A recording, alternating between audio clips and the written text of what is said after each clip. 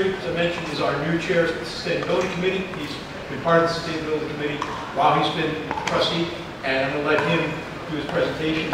Hopefully this year we won't have this meeting, we won't have any wind, because for those of you that are in June, you remember poor Jeff had these lovely posters that kept getting blown down by the wind. So I think we'll be okay for today. Jeff? Thank you, Rich.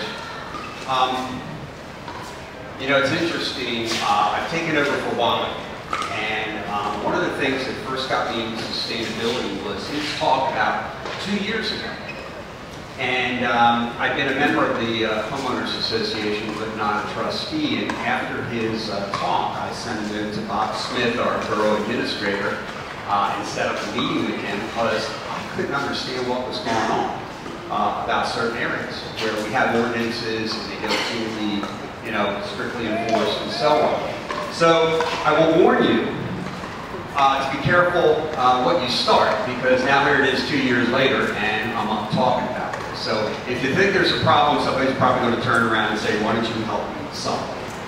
I've taken over for Wally, and I really shouldn't say that because nobody takes over for Wally. I really want to give a shout out to him. He isn't here today, but he has really established our whole direction in terms of what we're working on. And when I say we, I'm not just talking about POA, because we are in a partnership with the borough. We're working together on this. So the philosophy of how we're doing it and what we're working on really has his fingerprints all over it. And I think many of you have seen before our four-legged stool and about sustainability, which I want to remind you is everyone's responsibility. And in fact, I can't help when I was hearing about the safety issues that the chief was talking about. Safety is also everyone's responsibility.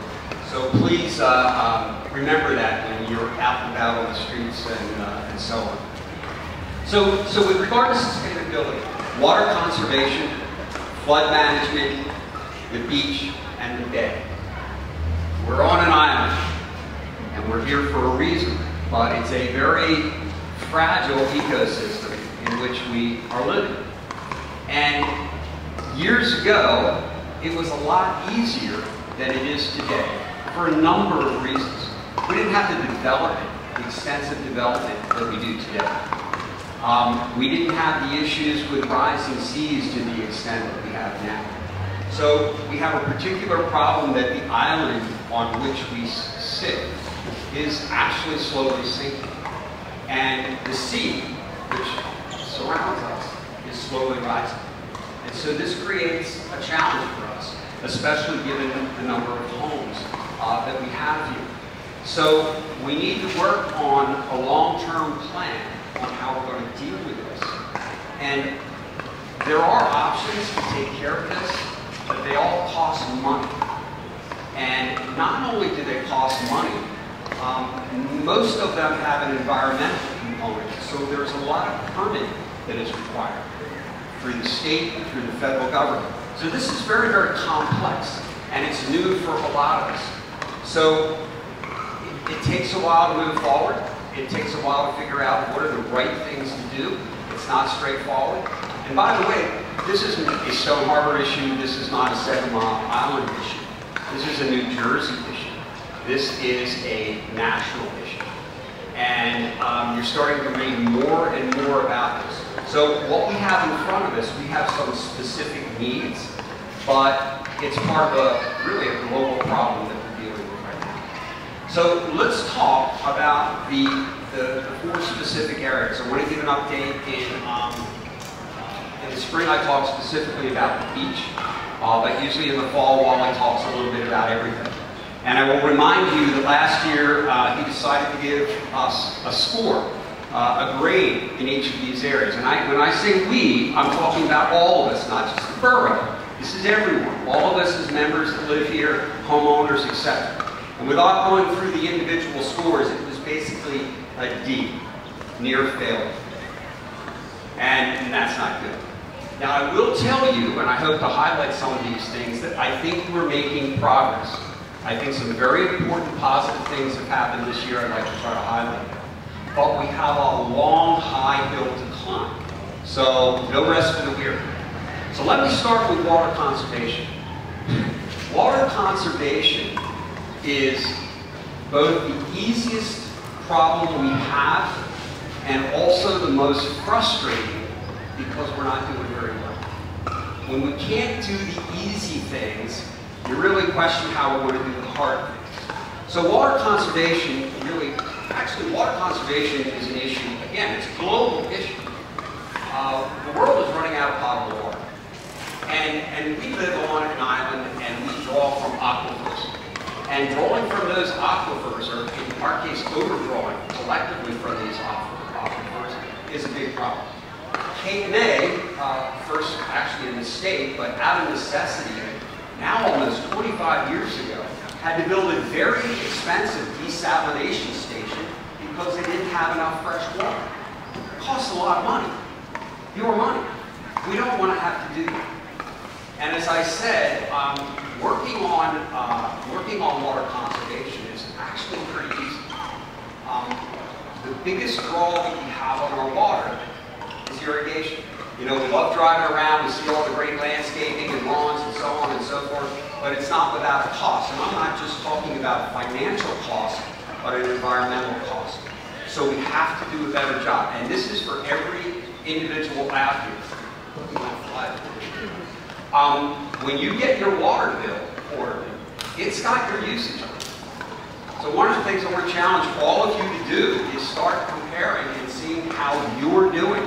Give yourself a grade on how you're doing. So when you go back today, I want you to start thinking about things you can do to lower your water use. Sustainable plantings are very, very important. I have a picture up here of actually one of my neighbors on 111th Street that took all his grass out, because that takes a lot of water, it's not native here, and put in grasses that don't require water. And also eliminated, it's all stones that he has along the walkway there. And another problem you see with my picture over here is when we try to water these areas, in particular between the street and our property lines, most of what we do is water the sidewalk.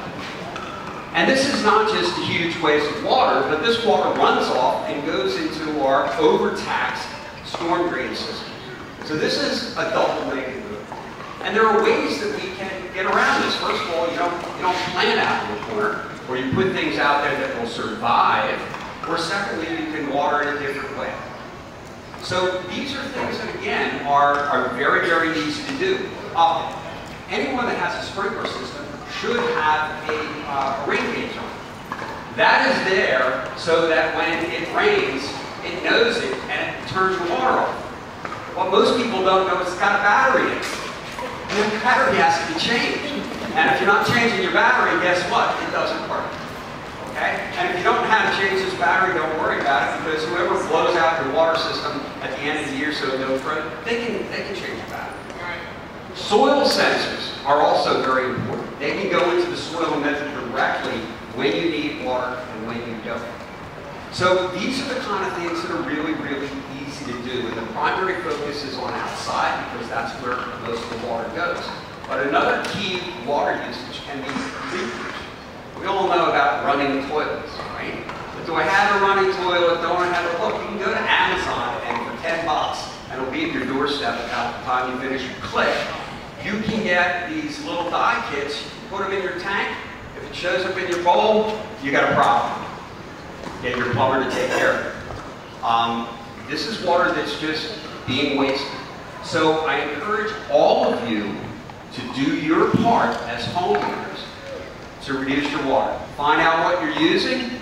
The borough will probably not like me about this, but you might want to have to call and get back your past bills if you don't keep them and see what you're using. But find out what you're using and set a goal to start reducing. This is not an all or nothing. You don't have to rip up all your concrete and go to permeable. You don't have to rip out all your landscaping and replace it. But start taking the first steps. Turn your sprinkler off. See what dies. Okay? You can tell right away how good your plants are at withstanding our summer weather. You know, a lot of lawns, they go brown and they come right back again, right? As I said last time, have a new status symbol as being a brown lawn, because you're saving water and you're letting everybody know. So we all have to do better tolerance. So that's water conservation. That's the easy one. Now let's talk about flood management. Flood management is a big deal. We have specific issues with floods because we live on an island. Got water on the ocean side, water on the bay side. And as I said, our island is sinking and the seas are rising. But in addition, the severity and volatility of storms has increased. Boy, if this summer wasn't an example, I mean, all across the country, whether you're in the Gulf Coast, out west, here, you look what happened with Ida going through, right? Areas that never even knew about flooding before, we're seeing flooding. This is the new norm. Also, development that we have here. Everyone knows it's increasing. We have construction everywhere. Well, these homes are not the same size when they get knocked down. They're bigger. And they're putting more water onto our streets and into our very old storm drainage systems. Our current system is a gravity flow system. You have your street level here, you have your outfall pipes here, and nature takes its course and out it goes. And most of our water, with the exception of 2 pipes which will be leaving soon from the beach, go back to the bay. Well, they've been set at a certain level, and as that bay continues to come up, and it does, a lot of those drainage pipes are now underwater. So what happens to that? We've all seen this when we have beautiful weather, but we got a full moon high tide, you get down to 3rd Avenue, you see all the water coming up from the storm drains. So what is meant to be an outlet is now an inlet. And so we have to change that. And that's going to cost a lot of money. We're doing what Avalon started doing a number of years ago, and all towns are facing, is looking at putting in pumping stations. So we're going from using gravity to pumps and electricity to push our water back out into the bay. Again, this costs a lot of money. Now, the good news is our first pumping station, I believe the engineering design has been completed, and it's going through some final reviews. It's still going to be a little bit of time before it comes online, but we have our first one significantly along. One of the challenges, however, is when we started this, the anticipated budget was about $4 million. We're now at $12 million and counting. These things are expensive. And, you know, you make an estimate when you start, but once you get into the details, there's a lot of nuances that you may not have anticipated. And costs are only going in one direction for all these things. And one pumping station is unlikely to do it. It's anticipated that we're going to need several more. Now, how do we know what we're going to need? So, what we need for flood management is a long-term plan. We can't deal with this on a block-by-block, year-by-year basis. We need a long-term plan. We know what our direction is. We know where we sit today. The problem is always the transition. How do we get from where we are to where we know we need to be? So the good news is, I said we've accomplished a number of things this year. We have a draft of a flood master plan. It's currently in final review with the folks that participated in it, and I think it's going to be ready for the public in another month or two, maybe something along those time frames, so people will have a chance to take a look at it. But so the good news is we're getting the plan together. But as I said, whatever we end up doing is going to cost a lot of money. And this isn't the borough's money. Well, it is the borough's money, but where do they get it from? From the homeowners. So I'm trying to prepare you that what worked in the past is no longer viable. We're going to need to do new things. Those things are going to cost money. And again, timing is a challenge because permitting is very complicated. All the state agencies, the federal agencies, FEMA, etc., weigh in on this. And so it's not a fast process. It's not an easy process. And that's one of the reasons why costs are difficult to estimate. And in fact, even the pumping station we're putting in, there's still a question mark in a number of people's minds of how well it's going to work. So we're not going to start building or planning the other ones in detail until we get some rubber on the road with the existing or to-be station. But all of this needs to be done. Now, in addition, we've got great dunes out here, and they prevent us from storm surge. For a number of years, you go all the way back to, you know, probably the biggest storm we've ever experienced in here, the nor'easter back in '62. That was ocean damage. We had ocean waves all the way up and down the coast, reaching into our towns. Now the problem is the other side, the bay. So you think about the bay rising back there, we don't have the ocean waves coming in. We don't have that surge that you hear when they talk about with a hurricane. It's just coming up. A lot of times nice and slow, just, you know, tide's coming in. What have we built? We had bulkheads for years, still do. But the original height of the bulkheads, which was fine when they were built, was about 4 feet above nominally thin sea level. A certain title, a nominal title level, 4 feet. No longer sufficient. So a number of years back, we moved that to 6.2. And no sooner did that get done, we started to realize that's not high enough either. And the new ordinance is up at 8 feet. Now, again, this costs a lot of money. Bulkheads are not cheap. Often they need to be replaced. Sometimes they can be capped, depending on how old they are. And it costs a lot of money for the borough, because when you go down any street and end up in the bay, that's borough property and bulkheads that they have to take care of. But again, where do they get the money? If you live on the bay, you're going to be required to bring your bulkheads up. That's individual dollars that folks that are lucky enough to live in the bay are going to have to spend. We have new ordinances in place, but both on the borough side and the private side, we don't have a very good compliance percentage. That's got to be raised. And we understand why. It costs money. You have to budget for that. You have to plan for that. It doesn't happen instantaneously. Again, we're here. We have to get here. The transition is difficult. The transition is costly. But nonetheless, we know where we have to go, and we have to start moving in that direction. So that's going to cost a fair amount of money. And as I said, this is not just an island thing. Again, look at what Ida did. I live in the Manayunk area when I'm not down here. And there was flooding up there. Not that that area doesn't flood a lot, but absolutely historic. Look at what happened when the pumping station failed on I-676 going through Philadelphia. That underground tunnel there became a swimming pool. So these reliance on pumping stations, you know, gravity usually doesn't fail. The other thing about gravity is Mother Nature provides that at no cost. These pumping stations use electricity. And so it's not just the capital to build them, but it's the electric and maintenance to run them. So we need to think about how we might fund that. And I rarely point to Philadelphia as an example of something that works, but when you get your water bill in Philadelphia, it's got storm runoff charges. Everybody's water bill, it's right in there. Runoff. Okay, we don't have that currently. And how do they do that? Based on your amount of permeability. Okay, they do it from aerial photos.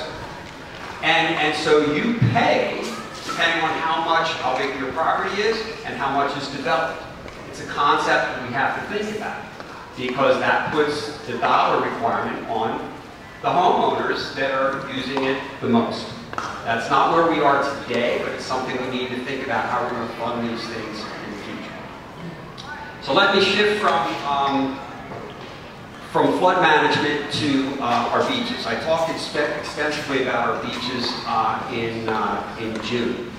And, you know, again, the sea is rising, and this is a challenge. And for those that were here in June, you may recall, I told you the beaches that we have today are courtesy of the U.S. Corps of Engineers, Army Corps of Engineers. They are engineered beaches. They are synthetic beaches. They are built to a template. This is how wide your dunes are. This is how high your dunes are. This is how big your beach berm is. This is how it slopes off. And a very important part, and anybody that's seen a Beachville, you get down there and maybe 6 weeks, 8 weeks, a couple months later, you go, my God, this has changed a lot. That's by design. It's by design. That sand moves very close to offshore, but it's there to move back in again through natural movement of the waves and degradation of the beaches. But also by design is a renourishment every maybe 3, 4, 5 years, depending on what goes on. Because there's chronic issues with the beach, but there's also acute. So it depends on what kind of a winter we have or how many tropical storms we have in the summer. It's not ratable. We can't say if we do this today, here's what we need to do tomorrow. Even though the Army Corps tries to do that, we are nominally on a 3-year replenishment schedule. In 2019, we came up for a replenishment. Avalon participated, Stone Harbor did not. Why? We get, on a good day, our sand from Hereford Inlet. Hereford Inlet is a federal protected area, and it's currently under litigation as to whether we can get sand from there. So that was a problem for us in 2019. It's still a problem for us today. Now, we have gotten sand in the past from Townsend's Inlet, but there's only so much sand we can collectively take from there. And also, we've got a much longer distance to pump if we're taking it from Townsend's Inlet than if we're taking it from Hereford Inlet. Our last fill was 2017, and we took half of our beaches on the north side from Townsend's and on the south side from Hereford Inlet. Now, these fills are very expensive. That's the bad news. The good news is our dollars are highly leveraged. So for a nominal $10 billion fill, and that's about what it costs when we do a typical hydraulic fill for a beach is $10 million. The borough, if we can use federal and state funds, only pays a little under $1 million. So we're getting, for every dollar we spend, we're getting $11 from elsewhere, which is a very nice leverage. But if we can't take from Hereford's Inlet, 65% of those funds, in my example here, $6.5 million goes away. Now the formula that's used is that the state still has to pick up 3/4 of that, but the state's bucket of money is only so big. And they're expecting that the federal government is chipping in. So if we go back and say, hey, we need you to fill in that 3/4 of $6.5 million that the feds aren't putting in, it's probably not going to be there. So what does that mean? That either means the borough has to come up with the money, or it means that the project has to be a lot smaller. And that has happened in years past, where we've only had to been able to afford to do the most susceptible beaches. And right now those beaches are basically between 105th and 112th, 113th Street. And in fact, I was looking at the beach just before I came down today, and at half tide, there was only about 60 foot of dry sand down there, and that's at half tide. When we had Hurricane Larry offshore last week before, I walked the beaches, and the high tide line at night was up to the dunes, almost on our whole set of beaches. And unfortunately, the berm, the high line that was rebuilt this summer by Mother Nature, much of that was removed in this last storm. Just like we didn't have a particularly bad winter last year, but that nor'easter that we had Memorial Day weekend really took a lot of our protection that we have on the beaches away and damaged some of our dunes. So about 25% of our beaches today are at risk because the winter is the tough time for the beaches. And we don't know what the winter is going to bring. But I would also tell you that this stretch of beach down around 108th Street is where we do our measurements. This is not an anomaly. This is an early warning. This is telling you what's going to happen elsewhere. This is just the first one where it manifests itself. And it's not just where do I put my beach tag. You know, Sandy was up here, got the award for the lifeguards. We did have a tough year. And in fact, on 108th Street, we had a couple EMS issues that the guards responded very well to as we're waiting for the EMS to come. If you get a chance, look at the picture here before you leave. This is a view from 108th and 110th Street back in June. We were lucky when those problems occurred that we were pretty much at low tide. You're never getting an EMS down this beach with this tide. In fact, we used to have a lifeboat here. Sandy talked about the lifeboats. They couldn't even leave it here this year. It would have floated away. The concession stand's about 12 feet up in the air, it would have floated away. This beach is challenged. And as I said, it's not an anomaly, it's an early warning. So, do we have some good news? Yeah, we do have some good news. As I said, this is a costly process, and it's a complex process. And the borough has taken what I feel is a very important step in recognizing this and knowing that we need help with how we do this planning. We need experts that understand what can be done, where it's been done, how much it costs, what kind of permitting that you need to do. So an RFP was put out, Judy, a couple weeks ago? Yeah. And so we're looking, and this is not going to be a local person, we're looking for probably an East Coast expert and a firm to help us with this. Because it's a challenge. We have to come up with a long-term plan, and we also have to come up with a plan that has options other than a $10 million every 3-4 year hydraulic beach fill. We have to have other options. Now, Avalon does some things that we don't do, but their beaches are different. Okay, we have to find something that works here for Stone Harbor. Very, very important. So our dunes are in relatively good shape.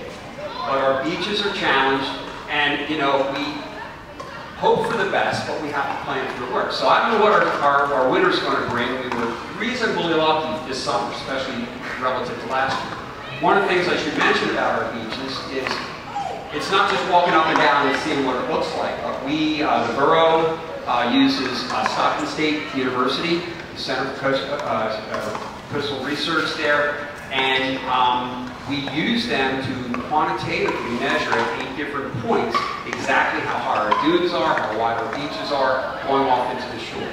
So this is very, very valuable, so we know quantitatively what's going on with our beaches, not just by the eye. I'm not sure what the tide was it a full moon? We know quantitatively what's going on with the beaches. And from that, we know how much sand we're losing on a volumetric basis. Last year, I reported over the winter we had lost about 200,000 cubic yards. We'll find out in another couple of weeks how much of that came back in the summertime. Unfortunately, last year, not much came back. We had 7 tropical storms that impact us pretty significantly. So that's the beach. And as I said, I take it as a very positive sign that we're moving ahead with a consultant in that area. So let's talk a little bit about the bay. And by the way, I'm hoping the consultant or the firm we bring in can help us with the bay as well, because dredging is a key challenge with the bay. What's going on with the bay? A little bit different from the ocean, but as we have this continued high volatility weather patterns, as we have the sea level rising, we're pulling sediment out of our marshes at an increasing rate. And this doesn't just clog our channels, but it's also an ecological problem for the habitats that live back there. Okay? This is hurting us in many different ways. So in the past, what we've learned is we can't wait too long to take this sediment out. If you wait 10 years, which happened twice, you have an awful lot of sediment to deal with, and the cost can be very high. And so we need to do it at a more frequent basis. Well, what is that basis?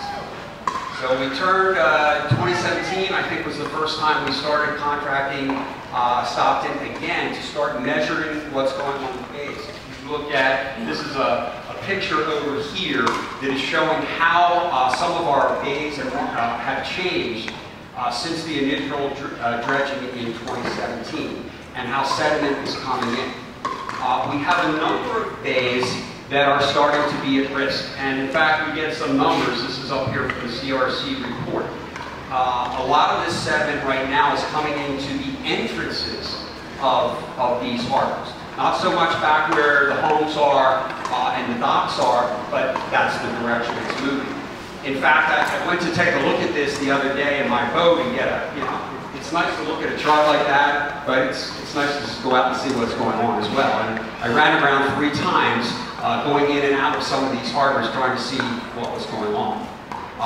We do have a lot of sediment starting to build up. And it, again, costs a lot of money to remove this. Now, one of the good things, trying to highlight some of the good things, is that unlike in the past where we took this to a landfill, and A, it's always costly, but B, it's going to a landfill, right? We like to do anything but continue to put stuff in landfills. There has been research done now on how we can, what's called beneficial use of the sediment. And the Wetlands Institute and their executive director is sitting over here, Dr. Nora Tedeschi, is here with us today. They are really on the forefront of identifying opportunities for this beneficial use of sediment. In fact, this was done last year. There was dredging behind Avalon in that area, and all, I believe all that sediment, Lenore, went to not only getting sediment back in the marshes from whence it came, but also building up some areas where we lost nesting with storms and all the high tides. We've lost some nesting areas for some of the wildlife. So this is, this is a great opportunity that we did not have in the past.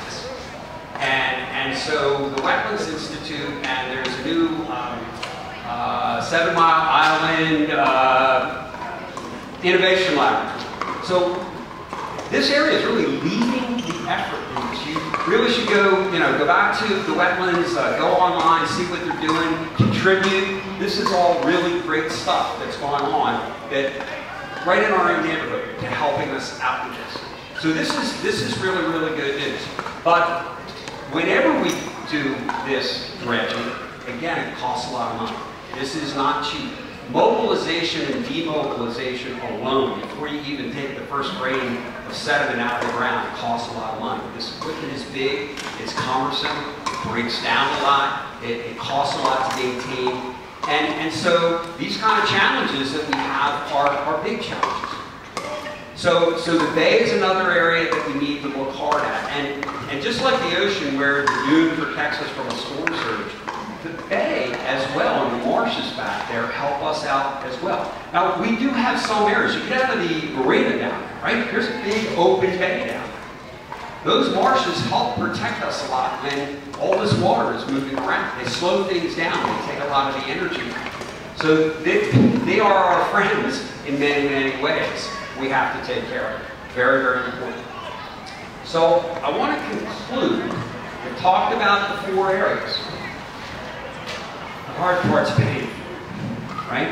Hard part's paid for. So our operating budget in Stone Harbor, plus or minus, is about $19 million. I think that's what the 21 budget was.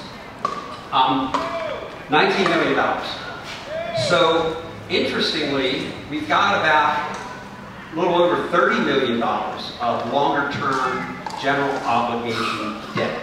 So out of that $19 million, $4 million just goes to principal and interest on our current debt payments. Well, a lot of these things that I'm talking about, whether it's dredging, hydraulic fills here, dredging in the back bays, putting in pumping stations, raising bulkheads, all of this costs money. And a number of these areas, we don't have reserves sufficient to pay for this. We're going to have to go out and borrow money, which means we're going to have to pay a higher debt service than we're doing today. Well, we're required to balance our budget, so something's got to give. You're either going to have to look hard about how you're providing services to the community, and are there ways that you can better do that, or you're going to have to increase revenue through other mechanisms, or you're going to have to raise taxes. And we're not talking small amounts of money. These things are all in the tens of millions of dollars. So what I'm trying to prepare you for is the world has changed. And we live in a very, very beautiful but sensitive environment. And we all know how much it costs to buy a house here, so it shouldn't be particularly surprising to maintain the island on which we sit is not going to be cheap either. So the borough has a lot of tough decisions to make in the near term.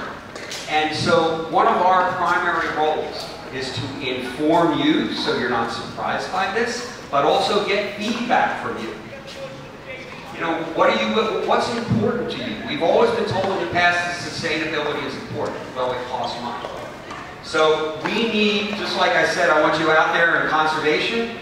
We need you to participate in this as well. You know, citizenship requires participation. We all come here for rest and relaxation, but it's everybody's responsibility.